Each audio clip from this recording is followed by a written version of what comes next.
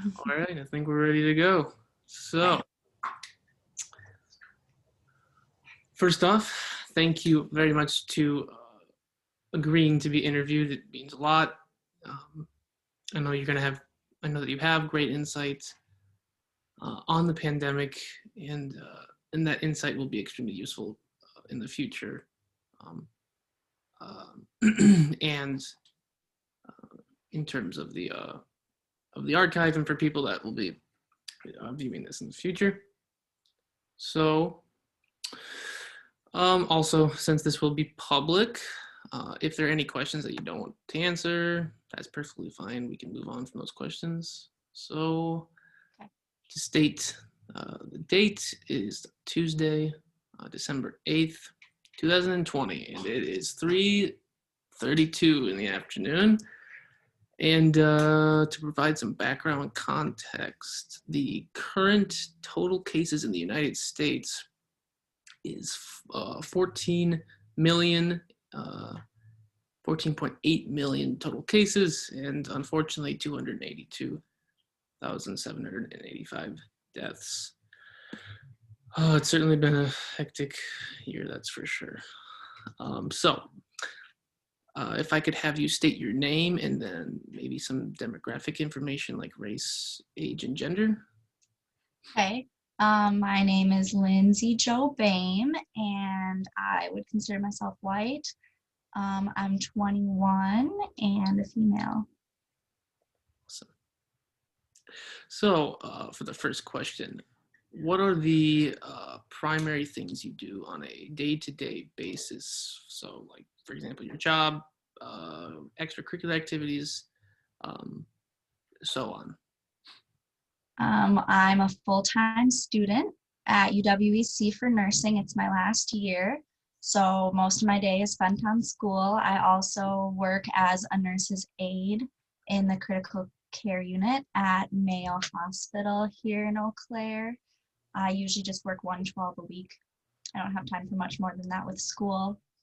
And then I work as a research assistant for a nursing professor. So that's how I spend most of my time. And when I can, I spend time with my roommates and occasionally my family. But obviously, that's been changed with the pandemic. And I do like to run when I can. That's about it. Awesome.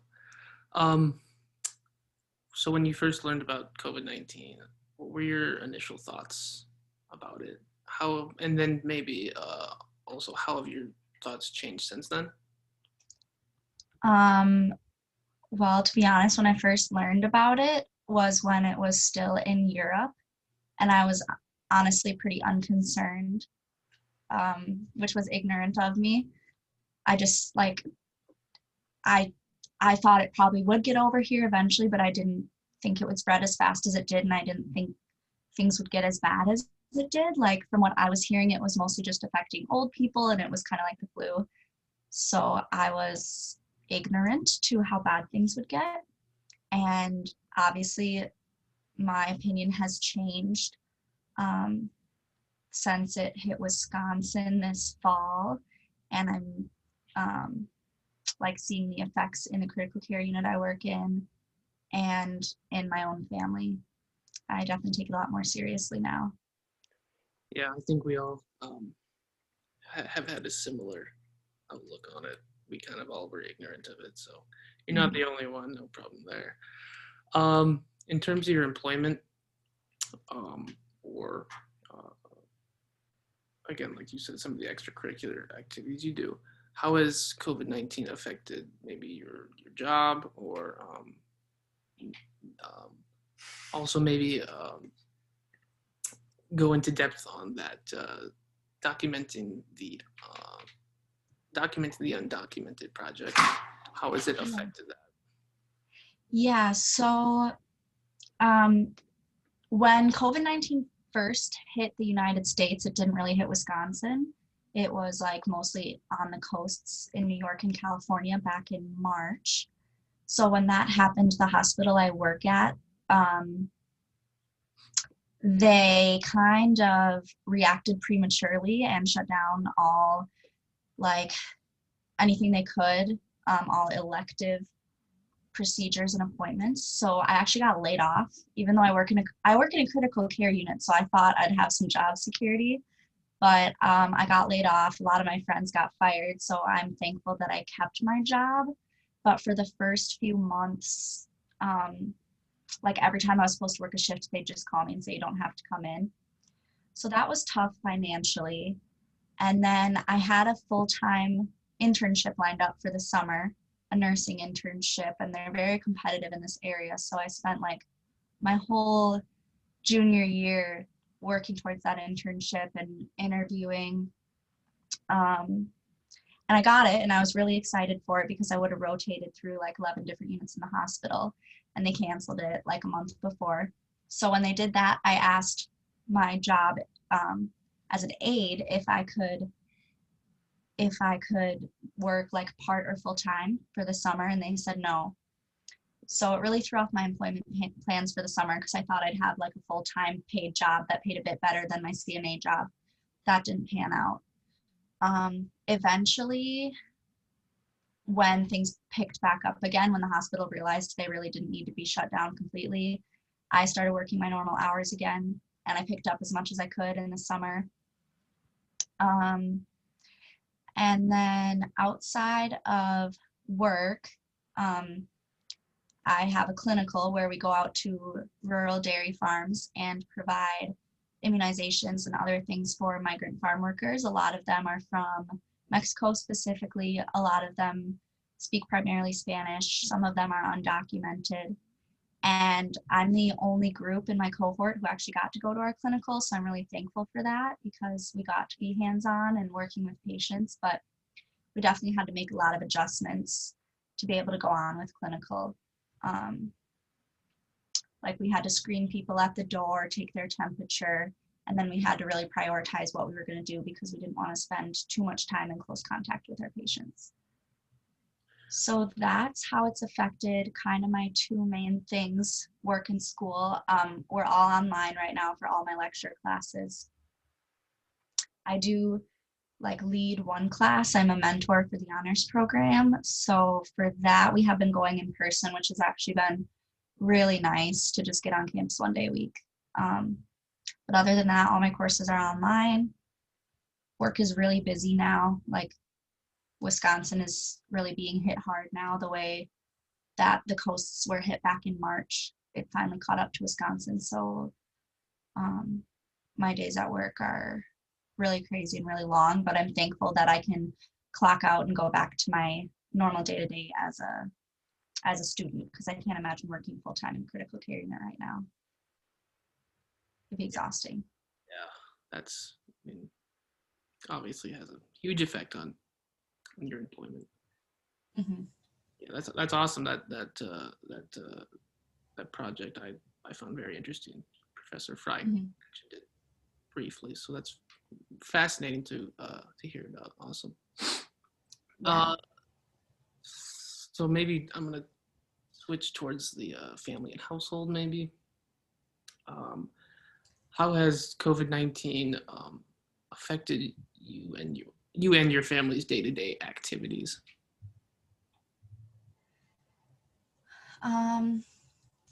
So the family I live with is my roommates, and it affected us because as soon as it hit, we quarantined fairly strictly. We don't go to bars, we don't go to restaurants, we still go to the grocery store. There's like one house of friends that we see and interact with, but it really affected us socially, and we all just turned 21. So I like got to go out to the bars for my 21st, and I haven't been out since. And then my family by blood, who lives here in Eau Claire, it affected us because my grandparents, who were living independently in an apartment, both got it. And my grandpa wound up in the critical care unit that I work at, and my grandma wound up in a different hospital, and my aunt got it in the process. So what's really affected our day-to-day lives is the fact that because of this virus, which is like a hypercoagulating virus, my grandpa got clots in his kidneys and he's now on dialysis for the rest of his life. So we had to move my grandparents into a nursing home. once they could be discharged. And my grandma was discharged on hospice. So we had to move them into a nursing home, and we have to take my grandpa to dialysis 3 times a week. But other than that, we can't see them because nursing homes aren't allowing visitors right now. So I haven't seen we used to have dinner with my grandparents every Thursday, and I wasn't going because I've been working in a hospital, so I wasn't going and exposing myself to them. But yeah, so that's really changed our day-to-day lives because now we're like providing transportation for my grandpa, and we haven't seen my grandma since this all started. So yeah, Yeah, that's really too bad. I'm sorry about that. it's Oh, okay. I am thankful that everyone lived and everyone pulled through. So right. Yeah, that's all you can do, unfortunately. yeah. What have been um, what have been the biggest challenges that you have faced during this pandemic? Um, what has been the hardest, I guess, aspect or maybe change in lifestyle that this pandemic has presented, unfortunately? Um, I would say like for me the hardest thing has been like frustration with those around me, not like those in my immediacy, like my roommates and things, but just like with my community, because it's just like I'm someone who, looks for the best in people and thinks the best of people, but it's been very frustrating to like put in a 12-hour shift in the critical care unit, seeing patients die alone, taking them to the morgue, and then like on my way home see house parties going on, or see on my social media people having house parties or getting together and going to weddings or funerals, or stopping in the grocery store and seeing people without masks. Like it has just been so frustrating, especially now that there's that like personal component where my own grandpa ended up in the critical care unit. um, so I think that's the hardest part for me, is just feeling constantly kind of angry and frustrated. um, yeah. Yeah, I agree, 100%. Yeah. I mean, and you have obviously even more in-depth view than I do, working in the ICU and stuff like that. Yeah, it's crazy. It's for sure. Mm-hmm. Um, I guess my next question is, how has this how has the COVID-19 outbreak affected your community? Um, Community members maybe that you're in contact with, how has it maybe changed their day-to-day lifestyle? um, Well, I'm part of the college community, and it's changed a lot of people's day to days because most of our courses are online now, so we're not going to campus. And then people are being quarantined, so they're stuck at home. And I know, for example, like those who are living on campus, if they get quarantined, they move them to a different dorm and deliver their meals and things. So, yeah, I would say like isolation is the biggest way it's affected my community, especially when you have like older adults who are being isolated at home. Somebody needs to get their groceries and things like that. We've offered that for some of our older neighbors and things. But yeah, probably just the isolation is the biggest thing, especially this summer. Like usually Eau Claire is such a vibrant community. We have like music in the park. The Eau Claire Marathon was canceled. Like all those things that make Eau Claire such like a vibrant city with the arts especially, were all canceled. So Yeah, it really has greatly affected our community. That's for sure. Um, mm-hmm. you kind of touched on how people have been around you have been responding, but how do you think people are responding currently to the and maybe in the past few months to the COVID-19 pandemic? people in people in general or people around me? um, let's do people around you, um, and then we have Okay. more. And if you want to touch on both of them, that's fine too. But let's Sure. Yeah, yeah. Well, I think that the issue has, like, the virus has been really divisive. So it kind of seems like there's kind of two camps, like the camps the people who believe in the virus, wear their masks, social distance for the most part. And then there's people who say the virus is a hoax. The vaccine is going to be poisonous, like things like that. They don't believe in masks. So it's really been divisive, and I'm grateful that like most of the people I surround myself with have been in the same mindset as myself, which is like, we need to take this seriously. I mean, we've gotten takeout from restaurants. We've seen friends outside, things like that. Like, I'm not going to say we've been perfect, but we've taken it pretty seriously. We're not going out to the bars. That goes for 4 of my 5 roommates. And then my family has always been on the same page. Like, I do go to my parents now and then, but we wear our masks. And for as long as we could, when it was nice out, we would sit outside in the screen porch and spread out when we eat and things like that. And my extended family is kind of the same mindset. We canceled Thanksgiving and there were no fights about that.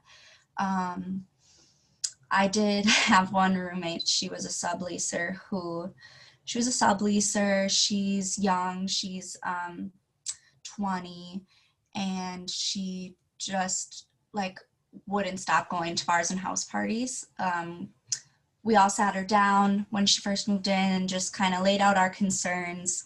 I work in the hospital. Another one of my roommates works in the hospital. Another one of my roommates works at a daycare with kids who can't wear masks, kids under 3. And so we just kind of explained our concerns and asked, like, bare minimum, please don't go to bars and house parties. And she said she's going to live her life and she's not going to base her life around us. And so it caused a lot of problems in the house. And thankfully, she finally just moved out, which led to us absorbing her portion of the rent, which is too bad because we already pay way too much for this place. So we're all paying more in rent now, but honestly, to us, it was worth it to like feel safe in our own homes. Yeah, for So, sure. yeah.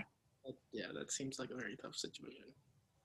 Yeah, it's tough. Like, it was tough when like my grandpa was in the critical care unit and she still wouldn't stop going to the bars, and she really wouldn't budge or compromise in any way. We really tried to like find a happy medium, and she wasn't having it. She would invite people over and not have them wear masks, constantly going to house parties and lying about it, but then like we would see it on her Snapchat and stuff. So I'm glad she was able to find a better living situation, because that wasn't good for any of us. Yeah, for sure. Ugh, that seems rough. I'm sorry. Yeah.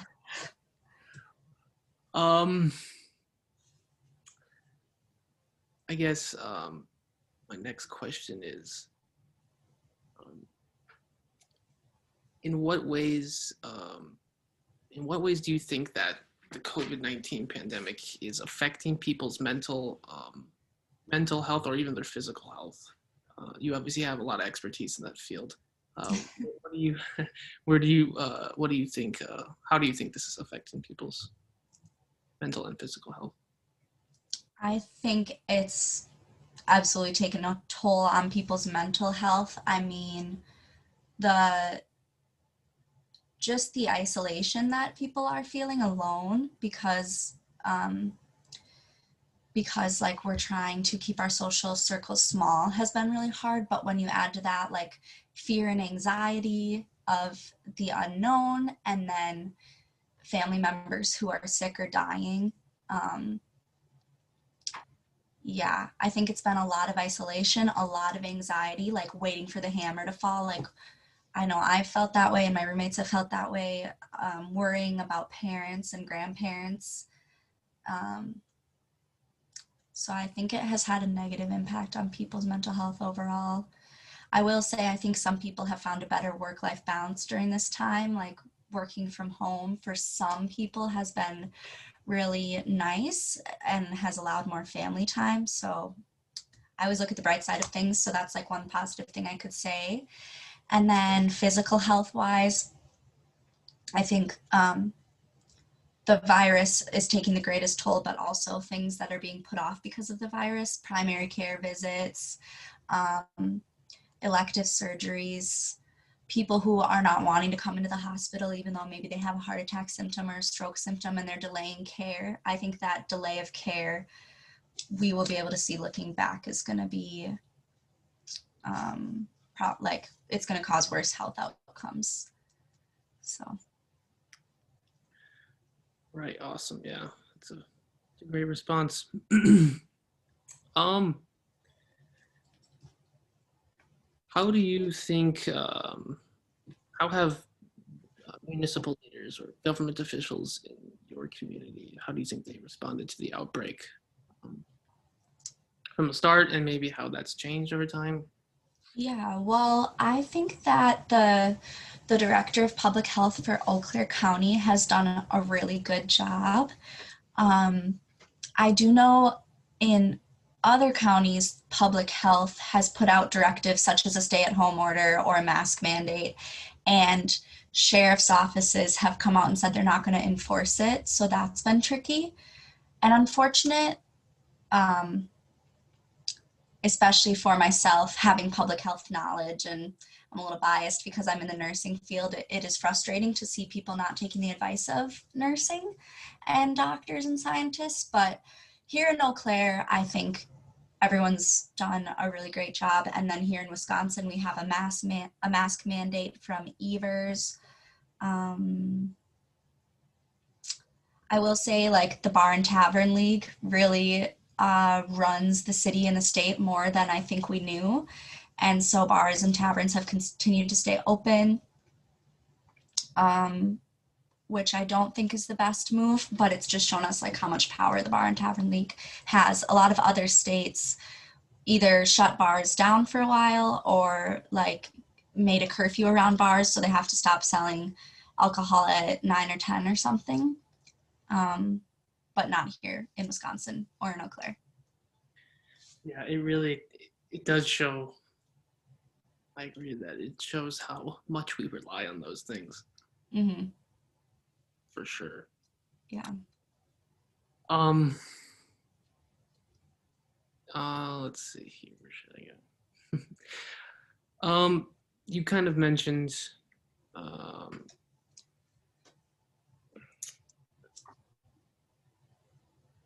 you kind of mentioned people that that have gotten sick, family members. Are there any friends outside of the family members you mentioned prior that have gotten sick, that have come in contact with COVID-19?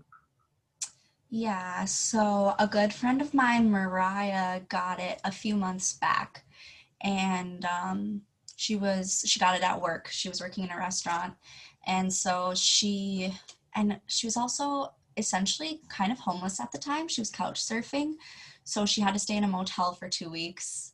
Um, but she really made the best of it. She got outside like a really independent, strong woman. So her only symptom was shortness of breath, and she pulled through, and she's all good. And then I mentioned that we have like a house of friends that we see, um, and they've had, I think, like 4 out of 5 of them have gotten it at some point. One of them works in a bar. So that was kind of inevitable, I think. So a lot of them have had it, but they've had like really minimal symptoms, but they just were stuck in quarantine for most of the summer. Friend from my Bible study got it, but had minimal symptoms.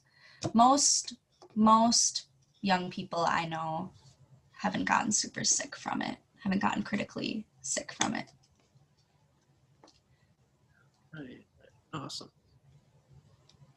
Kind of to backtrack a little bit, Mhm. when the first stay-at-home mandate was announced, what were your initial thoughts and reactions to that? When the first stay-at-home mandate was announced, I think probably at the end of March, maybe. Yeah, I think that's what around when it was. I was doing a good job staying positive because I didn't realize just how long we would be in quarantine. So like my roommates and I, we made like a quarantine bucket list. We watched shows together. We worked out at home together. I had more time to like cook and run, like take care of myself. So actually at the beginning, it really wasn't too bad. Um, yeah, maybe like the first month, I actually liked having the extra time just because my lifestyle has been so crazy with being a student. And when this first started, I had 3 jobs and then I was down to one. So yeah, the first month wasn't bad.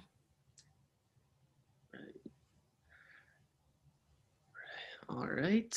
I think the last few questions, I think I'm going to focus more on the future. Actually, no, I'm going to backtrack before I get there. In terms of the information, maybe how you're getting your information, where you're getting it from, would have been um, your primary sources of news uh, during the pandemic? Um, so news channels right now are like pretty divisive. A lot of people have like only one channel that they watch. I usually like MSNBC and I usually steer clear of Fox just personally. Um, Other than that, I don't watch the local news. Um, I guess if I want numbers and things, I always go to the CDC because I trust them. But I guess news has been kind of word of mouth, some social media stuff, seeing stuff on Facebook. And then, like, I follow the Eau Claire Public Health Department on Facebook. So that's how I see news about, like, the county specifically. And then I hear things from my parents too. Right. Yeah, it's definitely divisive amongst big cable news networks. That's for sure. Mm-hmm. But I feel like it's been that way for a while. So Right. yeah. So let's look towards the future. How do you how is your personal experience um, with this pandemic? Maybe how has it shaped your outlook on how we go about our day-to-day lives, even after, hopefully when this is all said and done? How do you think your outlook on day-to-day activities is going to change because of the pandemic? Well, I think firstly, the pandemic has made me more grateful for things that we took for granted before the pandemic, like time with family and extended friends, or friends and extended family and travel. It's made me more grateful for those things. And then, so I think I just cherish my time with people a lot more. And then I think like it's helped me learn to kind of live in the present a little more because I think before the pandemic hit, I was like everything I was doing was to plan for the future. So like getting that internship and um, things like that. Um, like I was just so future focused, and now since the pandemic happened, like it's really kind of been like week by week, especially when things have happened, like my grandparents getting sick or something like that. I think I just live in the present moment a little bit more because the future is so uncertain, and like you can think you have everything figured out, you can think you have that big nursing internship figured out, but it can get pulled out from under you so quickly. So yeah, probably live in the present a little more, and I'm definitely like more grateful for time with loved ones. Yeah, for sure. That's words we can all live by for sure. I agree. Hmm. Um, Obviously, you're up close with people in critical condition at times. Knowing what you know now, what do you think that individuals, communities, even the government, at different levels, what do they need to keep in mind for the future? In particular, if there's going to be another outbreak of another virus that we don't know anything about, what do you think people need to keep in mind for the next time that this could happen? Yeah. Um, I think people need to be a little bit more compassionate and empathetic of those around them, because I think a lot of people feel like, oh, I'm young, or I don't have pre-existing health conditions, so I can do what I want, but they need to understand that it affects their entire community. And I think, like, from my perspective, because Wisconsin was one of the last states to get hit, we were being so careful for so many months. And then we started to relax and we started to get fatigued. And that's when the pandemic really hit. So I think we need to remember, like, if it looks like your efforts are working, if it looks like staying home is working, to just follow through even when it gets long. Because, like, I think we were being so cautious in the first few months, and it was working. Like, Eau Claire had like no cases for the longest time. And then at the same time as it finally hit Wisconsin, we're all getting tired and making exceptions and going to bars and going to weddings and things. So I think we need to avoid that, like, burnout and fatigue if there's another wave, or a new pandemic. I guess there will be more waves of this pandemic. It's like the flu, it mutates. So Yeah, yeah, for sure. It does seem that we did well for so long, and then it was just this, oh,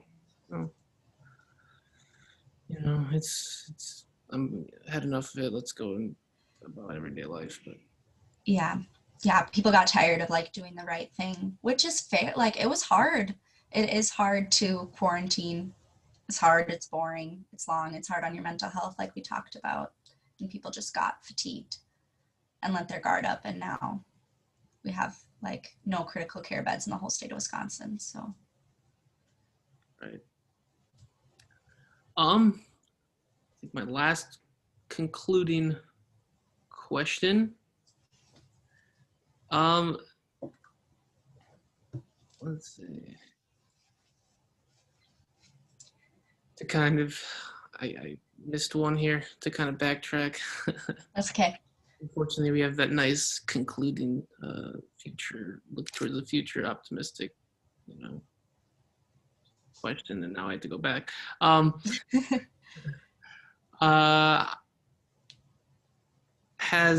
did COVID-19 change? I know you kind of touched on it, but maybe this to zero in more on it. Did it change your relationship with your family and your friends in the community? And then in what ways did it do that? Yeah. So COVID-19 changed my relationship with my family because I was separated from my grandparents for a long time. I wasn't seeing them because I didn't want to risk giving them the virus. Um, so that was tough for me because I used to see them at least once a week for Thursday night dinners. And now they're in a nursing home, so we can't see them at all. Although my grandpa has to go to dialysis 3 times a week. So, like, if I'm the one who gives him a ride to dialysis, I see him then. Um, and yeah, I just haven't, like, seen my parents as much, um, or my extended family. I mean, I haven't seen my extended family at all. And with friends, I think it's made me closer with my roommates.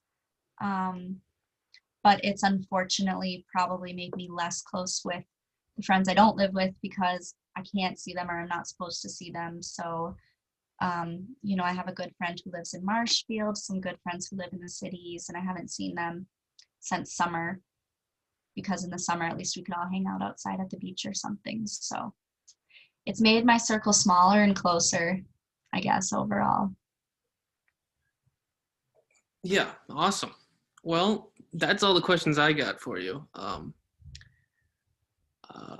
Again, to reiterate, thank you so much for the time. You're obviously very busy. I really appreciate the time to be interviewed. Uh, it's a very it's a really cool project. You know, I'm excited to see other perspectives from other individuals on how the pandemic has affected them. So I will, when this is all said and done, I will hopefully remember to send you a link to where it's going to be archived. And if not, you could also contact Dr. Fry if for some reason I screwed up. But I'll try to send you a link to where it's going to be archived. Um, so yeah. So thank you very much for the time. Yeah, thank you for yours. Good luck.